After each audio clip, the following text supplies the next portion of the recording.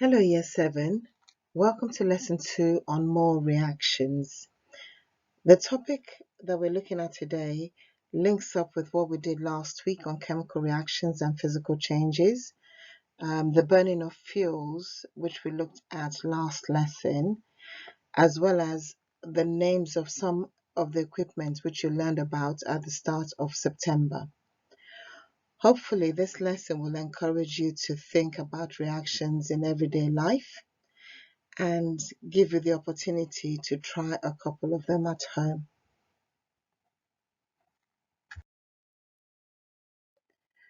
Why are chemical reactions useful? Many chemical reactions make useful substances such as medicines, fabric like polyester, cement that you see in either on the roads or in building houses. These are just a few examples as to why chemical reactions are useful. Do chemical reactions transfer energy?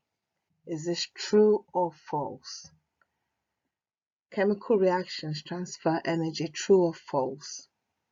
What is your answer? If you said true, then you are correct. An example will be burning fuels, which we looked at last lesson. What I would like you to do now is pause the video. I would like you to draw the table that you can see on your screen. Watch the experiments and then fill in the table.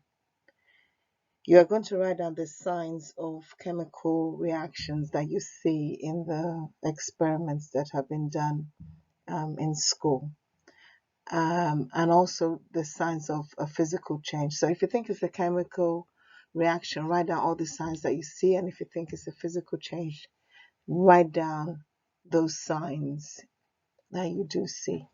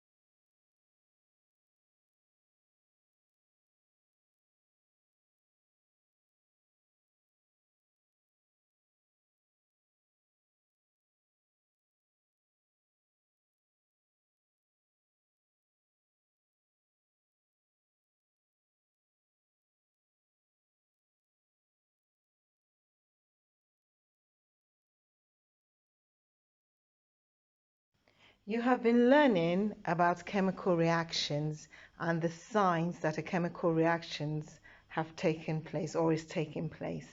I'm going to show you a series of experiments. A couple of them you should be able to do at home if you have the right equipment. The first one we're looking at is pretty easy. We've got acetic acid here, which is the same thing as vinegar, and bicarbonate of soda, which you can easily get from any supermarket. Now, if you put some vinegar into a glass or a mug at home, and then take some bicarbonate of soda, like a teaspoon, add them together and see what happens. And then you can record your results. You need to record your observations. So what can you see that is taking place? And can you hear anything? Is this a chemical reaction or is this a physical change? Over here we have hydrochloric acid and sodium hydroxide. You will not be able to do this at home, but you need to watch the experiment and write down your observations. What do you see? I'm putting just under 4 mils of hydrochloric acid into a beaker. And how do we know this is acid and not water if you didn't see the sign? One thing that can help us is something called universal indicator. Now, this universal indicator is green in color. Yeah, I'm going to add a few drops. So 1, 2, 3, 4, 5. And see, the color tells us that this is an acidic substance. And then over here I've got sodium hydroxide. If I add universal indicator to that, the color tells us it's an alkaline solution. So I'm going to add the acid and the base, or the hydroxide.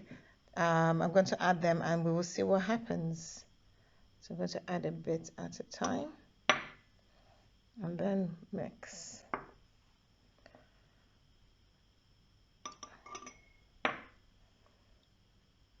Okay.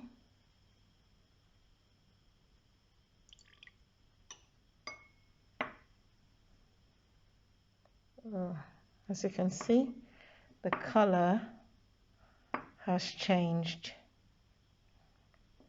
Now, when you add an acid and base together, there's something called neutralization. So I think I've added just a little bit too much base, just a little bit too much. So what happens if I add more acid? I'm going to use a pipette and I'm going to add a couple of drops at a time. And then, okay. Now we can see that that is like a pale, it's a pale green color. Sorry about the interruption by the bell. Now this is just ordinary water which I've got from the tap. If I put a few drops of, okay, maybe a few more of universal indicator,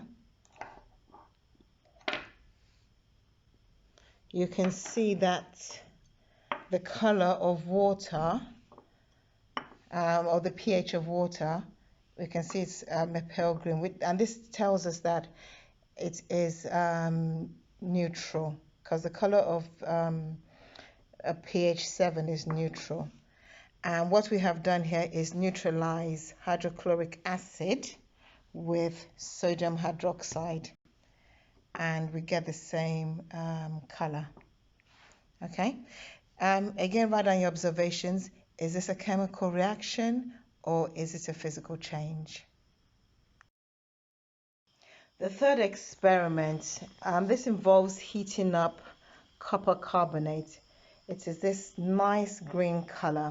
I have put 2 spatula fulls into a test tube, and I'm going to be heating it up using the Bunsen burner.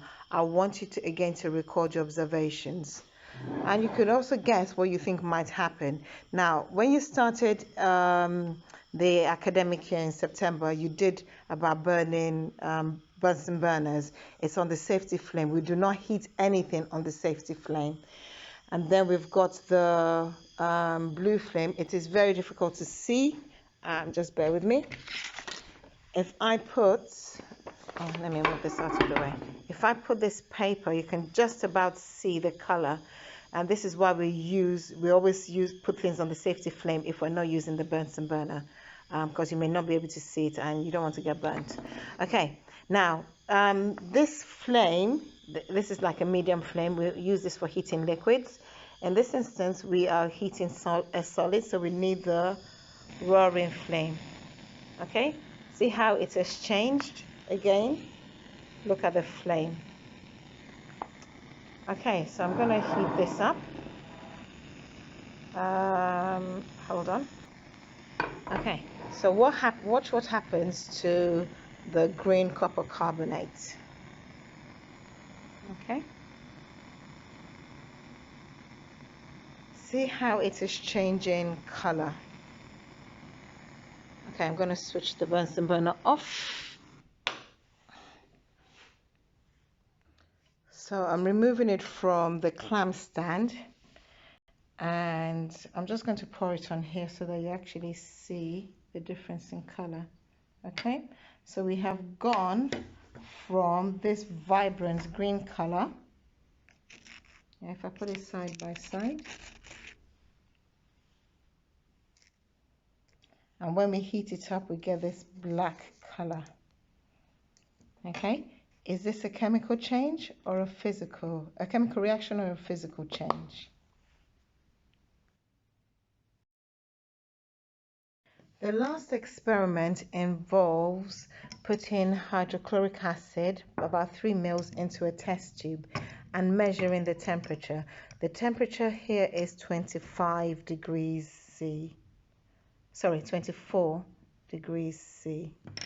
Okay, it's very hard to see, but it's about 24 degrees C. Okay, and then I've got some magnesium ribbon. I've got magnesium ribbon which has been chopped into 3 pieces. I'm going to put this in the test tube. Let me remove the thermometer and let me take, sorry, I'm taking all 3 and putting them in there. Okay, and see what happens. Can you see? Let me find something darker. Okay, you should be able to see this better, I hope. Can you hear anything?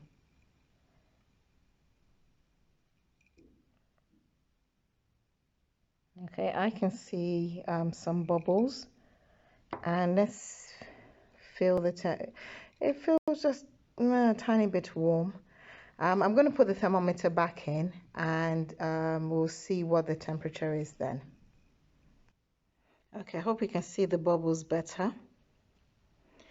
And if left for a while, it will actually all dissolve. Let's look at what the temperature is. Okay, so we've gone from sorry, I'm just waiting for this to focus.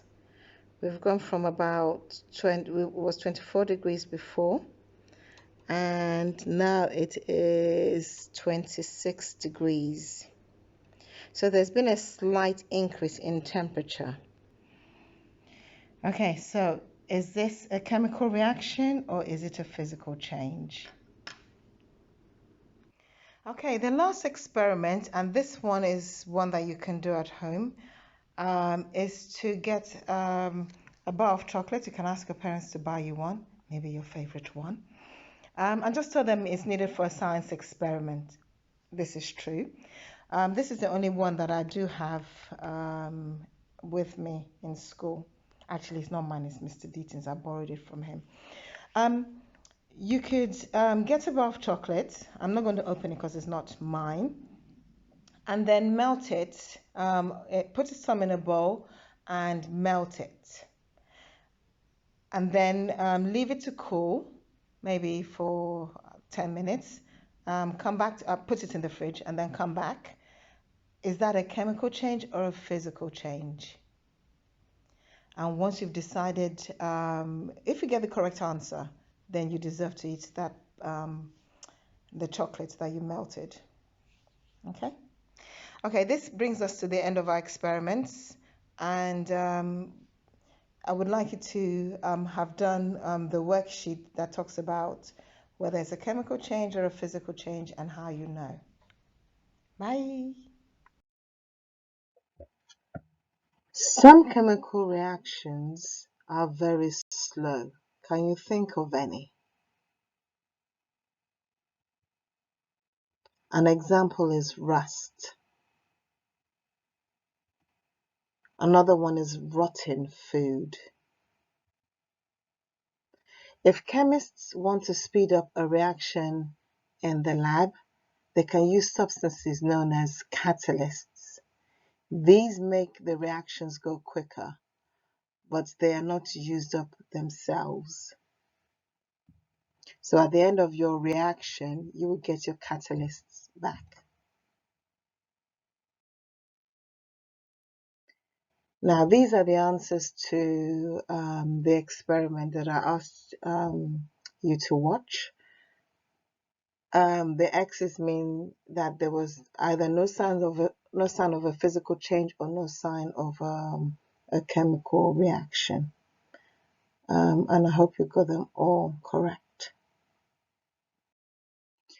Pause the video now to write down these questions which you need to answer as you watch the next video clip. The clip is taken from BBC Bite Size.